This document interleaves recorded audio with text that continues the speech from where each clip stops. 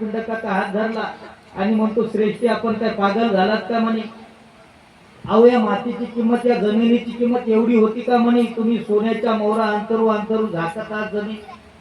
तर तेव्हा अनाथ पिंडक त्याला म्हणतोय की राजकुमार, तुम्ही या जमिनीची किंमत काय जाणू शकता?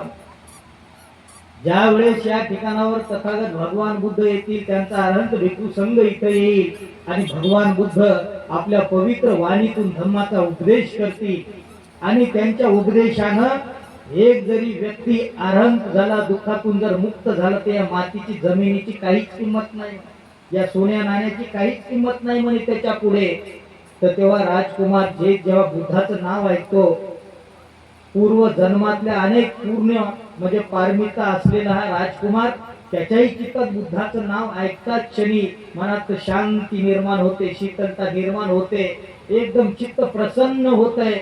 आणि तो अनाथ पिंडकाला म्हणतोय की श्रेष्ठी, अहो इथं जर भगवान बुद्ध येत असतील, भिक्खू संघ जर इथं येत असेल, तर एक काम करा म्हणे, आता 75% जमीन तर तुम्ही सोन्याच्या मोहरा टाकून ही तुमची झाली म्हणे, जमीन तुम्ही घेतली म्हणे, पण ही 25% जे जमीन आहे, मला सुद्धा या महापुण्यामध्ये तुम्ही सहभागी करून द्या ना म्हणे. आता ही 25% जमीन, याच्यावरचे झाडं फुलं फळ जे काही असेल ते माझ्याकडून सुद्धा बुद्धाला भिक्खू संघाला दान राहू द्या ना म्हणे, मला सुद्धा या महापुण्यामध्ये सहभागी करून घ्या म्हणे. तेव्हा अनाथ पिंडक म्हणते, साधू साधू ठीक आहे. राजकुमाराला सुद्धा त्या महापुण्यामध्ये सहभागी करून घेतलं. आजही श्रावस्तीला जर कधी आपण गेलो तर त्या ठिकाणावर खंडर स्वरूपामध्ये जैतवन तिथं आजही अस्तित्वात आहे.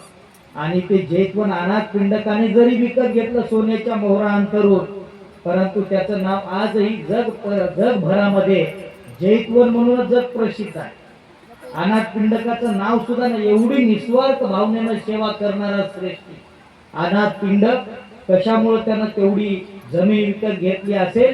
कारण त्याला अनित्यबोध जाणवला होता, बुद्धाचा उपदेश त्याला कळाला होता की भगवान बुद्धानं अनेक ठिकाणावर सांगितलं, रठ्ठपालाला उपदेश करतानाही सांगितलं की संपूर्ण जग अनित्य असून आपली कशावरही मालकी नाही. सत्ता संपत्ती जमीन जुमला नातीगण आपतेष्ट हे सर्व एक ना एक दिवस आपल्याला पाठीमागे ठेवून जावं लागणार आहे. केवळ आसक्तीच्या आहारी गेल्यामुळे, तृष्णेच्या आहारी गेल्यामुळे जगामध्ये दुःख आहे. उपासक उपासिकांनो, वेगवेगळ्या प्रकारचं दुःख माणसाच्या जीवनामध्ये आहे. माणसाला अपयश आलं, माणूस दुःखी होतो. माणसाची निंदा झाली, माणूस दुःखी होतो. माणसाच्या जीवनामध्ये जर अपयश आलं, माणूस दुःखी होतो. माणसाच्या जीवनात दुःख कोणत्याही प्रकारे आलं तरी माणूस दुःखी होत असतो. बुद्धानं जसं सांगितलं महामंगल सूत्रामध्ये की लाभ आहे हानी आहे, है ना, यश आहे अपयश आहे. जीवन जगत असताना त्याच्या जीवनात कधी लाभ होतो, कधी हानी होत असते, कधी यश येते, कधी अपयश येत असतंय, कधी माणसाच्या जीवनात त्याची निंदा होते, कधी त्याची प्रशंसा सुद्धा होत असते. कधी त्याच्या जीवनामध्ये सुख येतात, कधी त्याच्या जीवनामध्ये दुःखही येत असतात. ते बुद्ध म्हणतात, अशा चढ उताराच्या कालावधीमध्ये माणसाचं चित्त हे समतेमध्ये असलं पाहिजे, प्रकंपित होऊ देता कामा नये. यशानं हुरळून जाऊ नये, अपयशानं खचून जाऊ नये, सुखानं जास्त हुरळून जाऊ नये आणि दुःखानं जास्त दुःखी होऊ नये. यश आलं तर त्या यशाने उफाळून जाऊ नये, अपयशानं खचून जाऊ नये. निंदा झाली तरी माणसानं दुःखी होऊ नये, कष्टी होऊ नये, आणि प्रशंसा झाली तरी माणसाने जास्त उफाळून जाऊ.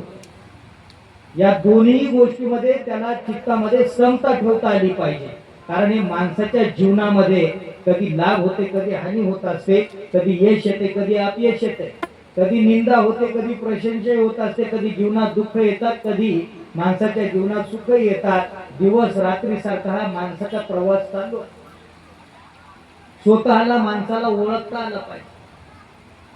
सुखाचे दुःखाचे जे कारण आहेत या जगात कुठंच नाही. तुमच्या सुखाचे दुःखाचे कारण हे सगळे आपल्या या 3.5 हाताच्या काळेमध्ये आहे, आपल्या मनामध्ये आहे. बुद्धानं सगळ्यात महत्वाचं, बुद्धाचा जो धर्म आहे माणसावर आधारित आहे, त्याच्या मनावर आधारित आहे.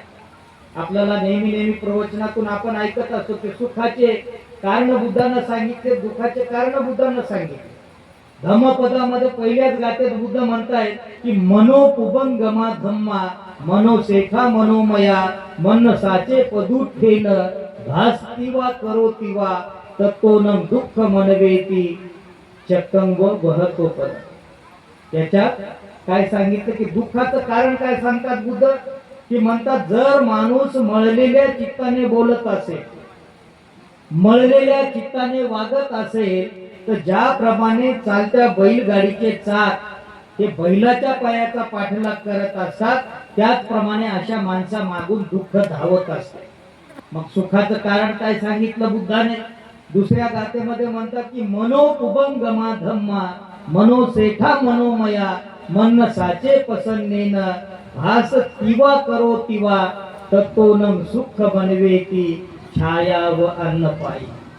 काय म्हणतात सुखाचं कारण काय सांगतात, बुद्ध म्हणतात की जर मनुष्य निर्मळ चित्ताने बोलत असेल, निर्मळ चित्ताने वागत असेल, तर कधी न सोडणारी माणसाची सावली, माणसाला सावली कधी सोडून जशी राहत नाही, त्याचप्रमाणे अशा माणसासोबत सुख हे सदोदित नांदत असतात.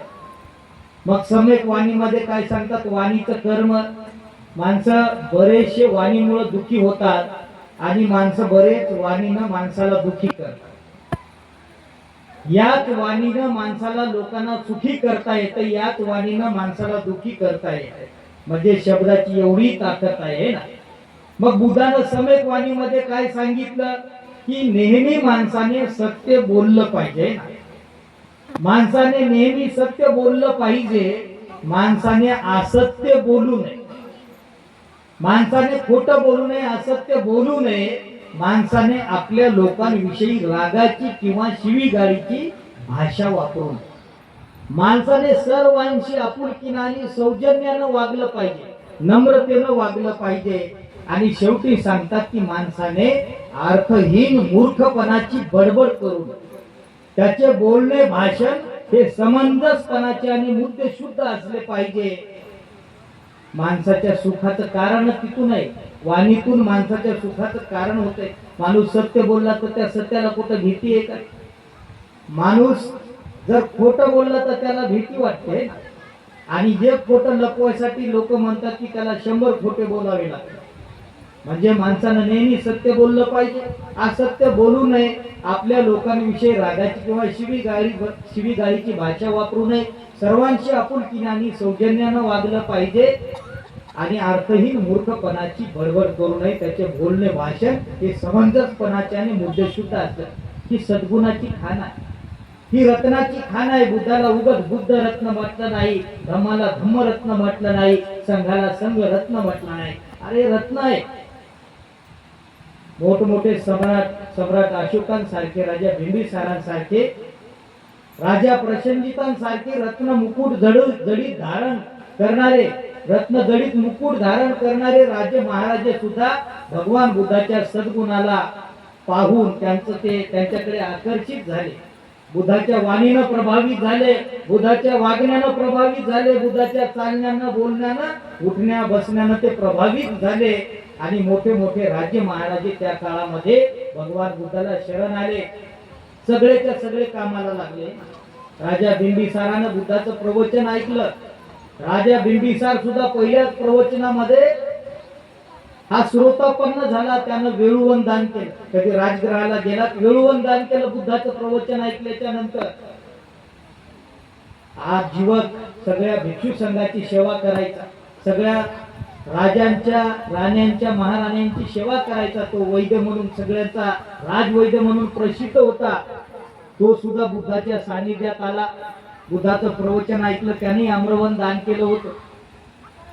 अनेक राजे महाराजे सुद्धा बुद्धाच्या सानिध्यात आले, धम्माचा उपदेश ऐकला आणि कळाले की अरे सगळं अनित्य आहे, एक ना एक दिवस हे सगळं सोडून जावं लागणार. सगळे धम्माच्या कामी लागले ते लोक.